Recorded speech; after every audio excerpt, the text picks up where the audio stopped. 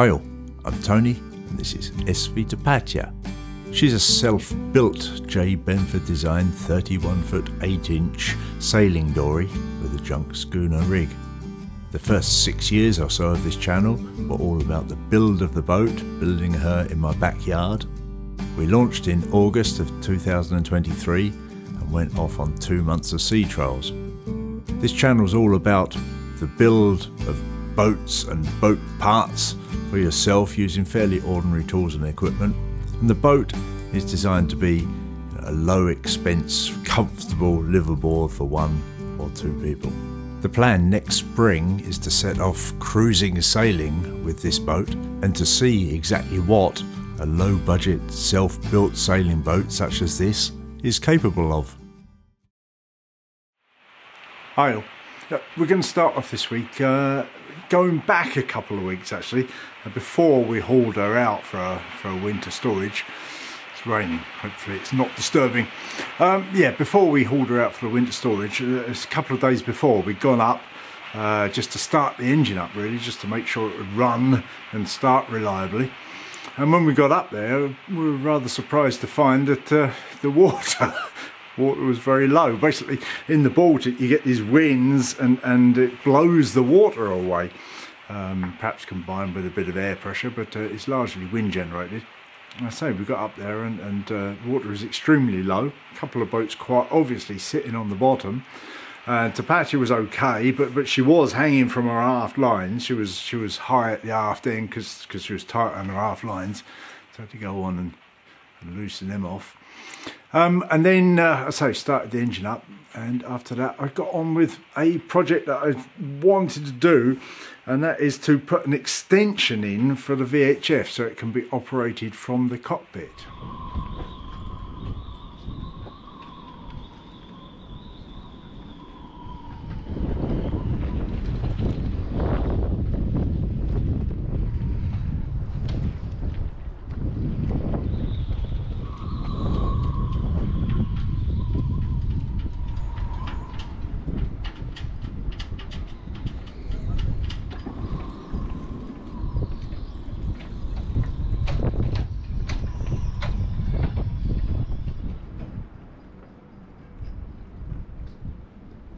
So we've just come to the boat and the water is extremely low.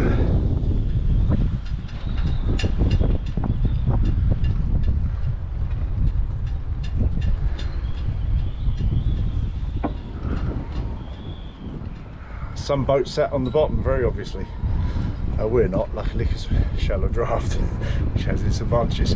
But when I arrived, the aft end was up in the air because we were tight on the aft lines, which is an interesting test for the bulwarks and the aft cleat, which is the bulwarks and the aft cleat have stood it well, so all's well.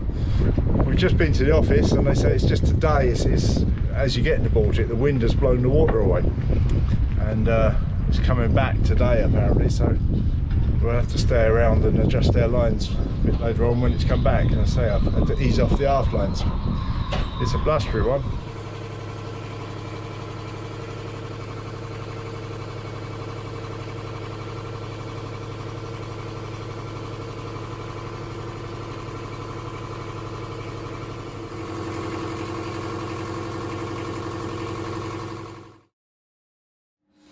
One of the things I noticed on the sea trials, and I noticed that when I was being towed particularly, was that it's impossible to be on the helm, on the tiller, and use the VHF at the same time. So I bought this extension which plugs into the back of the VHF, and I'll run, and it's a separate handset that does everything. It's got a speaker and a microphone in it. You can control the VHF completely. I'm going to put that up inside, but in a manner that it can be stretched out into the cockpit area when you're underway, and probably put 2 different microphone hangers up, one inside and one out in the cockpit, so that I can actually VHF whilst on the tiller if need be. Probably never need to do it again.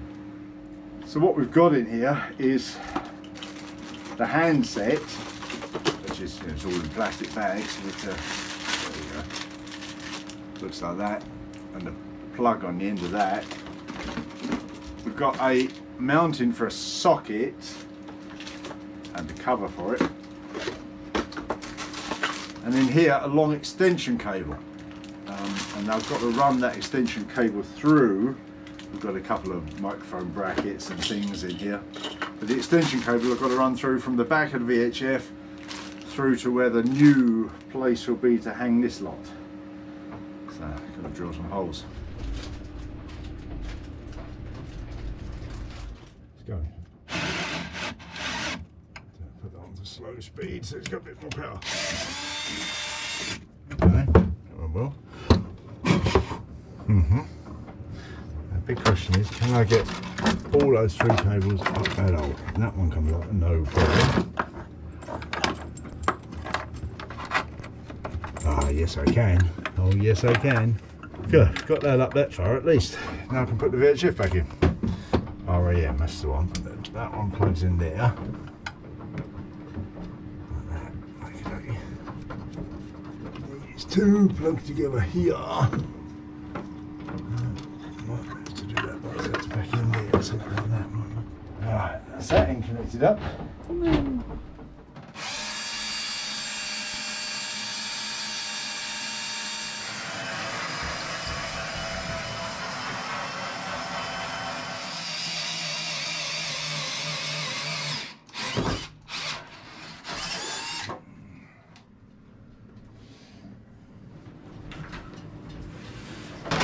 Feed it through from this end because it'll be easier.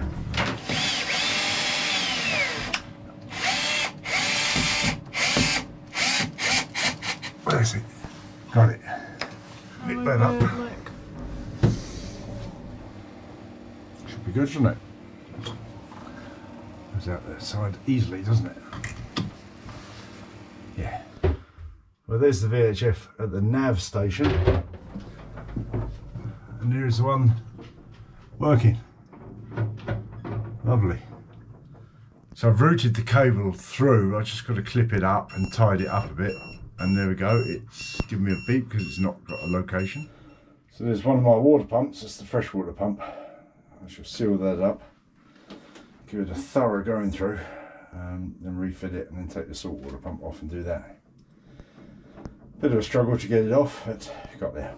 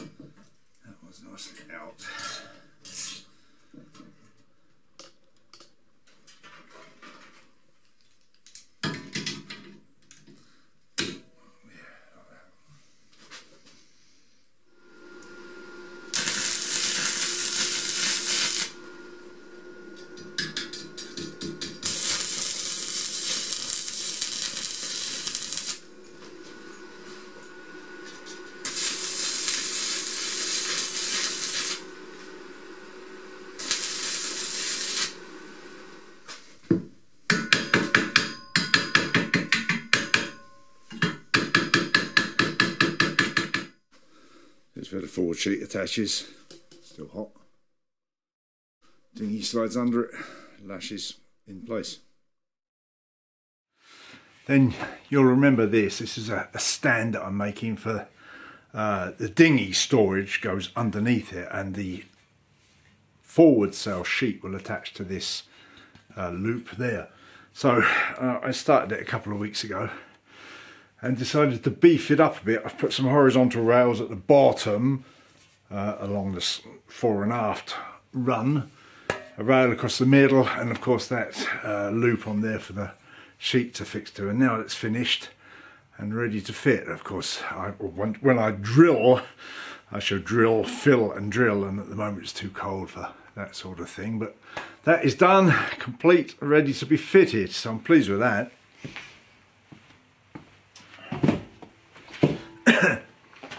And the other action roundabout clearly has been on the Windvane that I dare say you know is an ongoing project.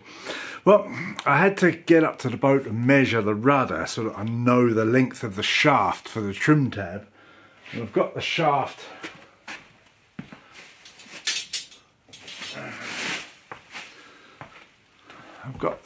that I want to use here. This is 2 meters, I think, and it's a bit short, so I will have to extend it one way or another. I can extend it, I'm fairly sure, by getting a bit more of this and putting a piece of tubing on there to join it, or possibly this won't protrude out the bottom of the trim tab, and I'll put maybe a bit of bronze on the bottom for the lower bearing. I've got a few ideas anyhow, but that's what I'm going to use for the main section of the shaft, I think. So that's a lovely slide fit on that now. Good.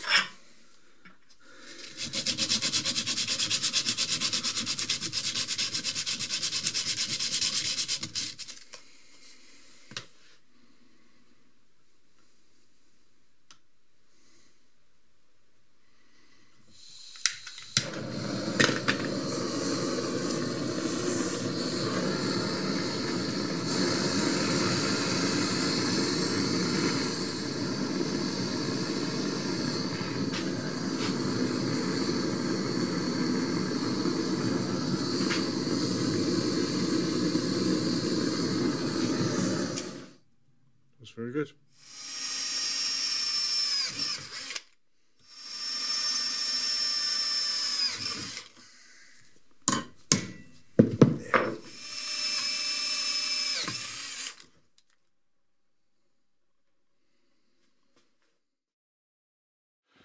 So one of the things that's critical on this Windvane is the way that the pulley and the H-frame here lock to this central shaft, and I had a couple of ideas of how to go about that. And my first approach was to make up these, which I hope you can see. It's basically a bronze nut that I've soldered to a large washer, 2 holes through. I've drilled the nut out so it slides onto the shaft, and the 2 holes would allow me to screw it to the H-frame. I put a threaded hole through the side of the nut to put a lock, grub screw or a lock screw in there. Made that up, but in the end I was unhappy that the length of the thread for the lock screw is just too short. If you can see that length, it really is very short. I don't know if that's focusing. I don't think it is it? So made those and then thought again and went for a second approach.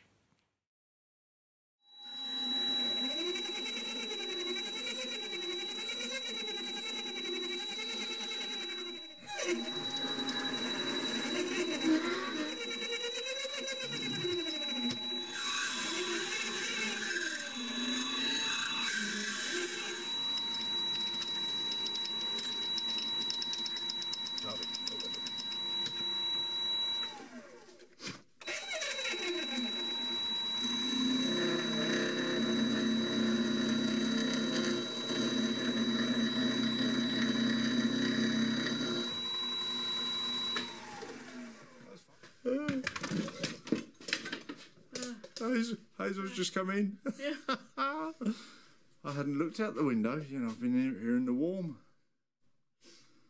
Oh no.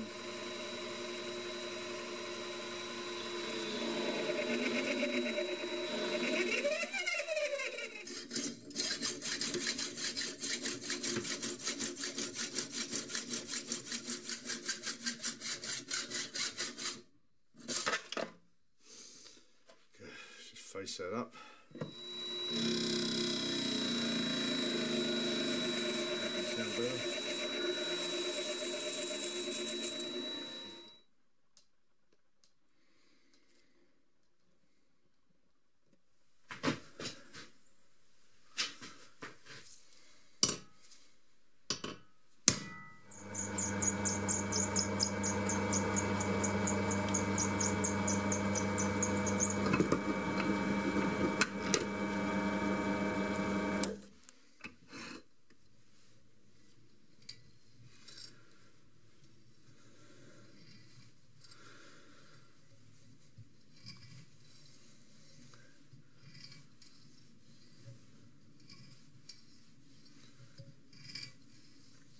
All as well, that should go into there, shouldn't it?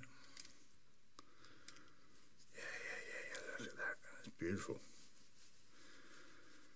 That is beautiful, and that will lock on there nicely. I've got this very nice little set of, if I can open the box, little set of UNC and UNF taps. I bought them on Amazon.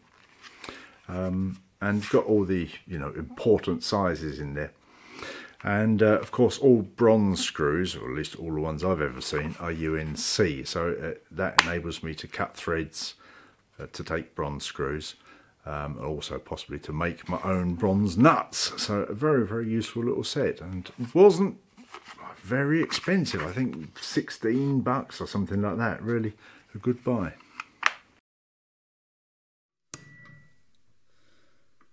Opposite about there.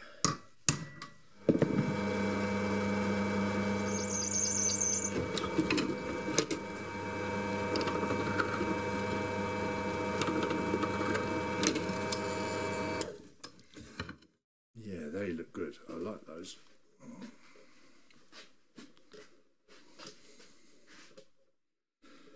Couple of screws through there to screw it to the wood. Tighten the screw up there and it will lock it to the shaft. Nice.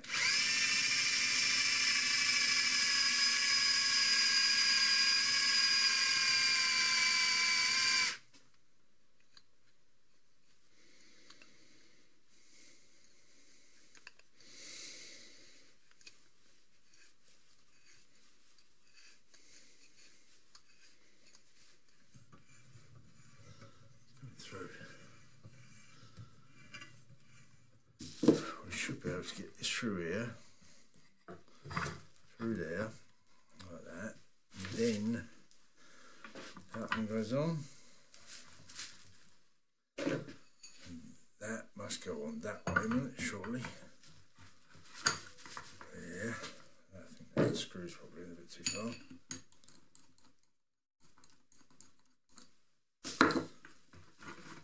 Yeah, then that one goes in. Yep, like that. That goes through there like that. Through there like that. To the middle. That would go on there. That's correct, like that. That would go on there like that. Correct. This one obviously locks to the shaft like that.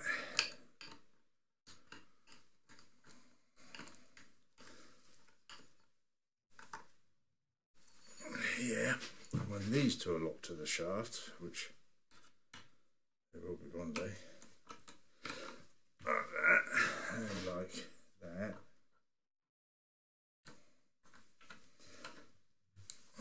And we've got screws through there, that all turns as one. Beautiful. Yeah, that's excellent. That is truly excellent. To the best of my ability.